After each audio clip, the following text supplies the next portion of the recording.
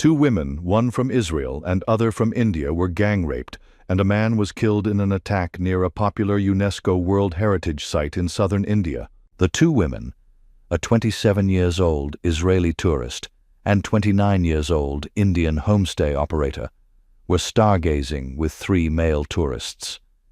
Daniel from United States, Pankaj from Nasik, and Bibhas from Odisha, near a lake in the city of Hampi, Karnataka, when they were attacked by a group of men on Thursday night, 6th March, 2025. According to witness testimony from one of the women, the group was stargazing near a temple in Sanapur when three men arrived on a motorcycle and asked them where they could get petrol. As one member of the group gave them directions, one of the three men demanded 100 rupees, $1.29, from the tourists. Since the homestay operator did not know them, she told them they had no money. When the men repeatedly insisted, one of the male tourists gave them 20 rupees. After that, the three men allegedly started arguing. The assailants pushed the three men into the river canal. Two men, Daniel and Pankaj, managed to escape the deadly attack, but the third one, Bibhas Nayak, 29 years old from Odisha, lost his life near Hampi, Karnataka, while trying to protect women from being sexually assaulted by miscreants. According to survivors of the heinous crime, Bibhas was hit with a big boulder and lost consciousness before being pushed into a canal. The two survivors were devastated as they recalled their 3-day-old friendship with Bibhas in the homestay. Bibhas initially tried to defuse the situation by paying money demanded by miscreants. When the troublemakers advanced to harm the women, all three male friends from different parts of the globe tried to resist. Bibhas was hit with a big boulder, while others had relatively lighter injuries. Two swam to the shore, but Bibhas could not. The U.S. State Department said it was aware of reports that a U.S. citizen was among a group of victims of violent crime near Hampi. Both women, an Israeli national and homestay owner, were gang-raped. The victims are receiving medical treatment at a government hospital.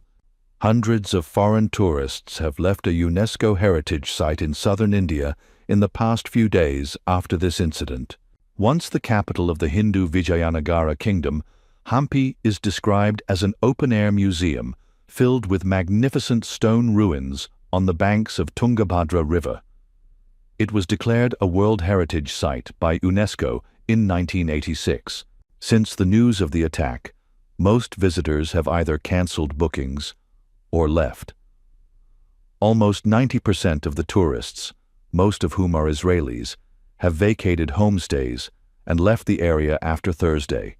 In a post on X, Chief Minister of Karnataka Siddaramaiah wrote, "The attack and rape of an Israeli citizen and homestay owner is a most heinous act."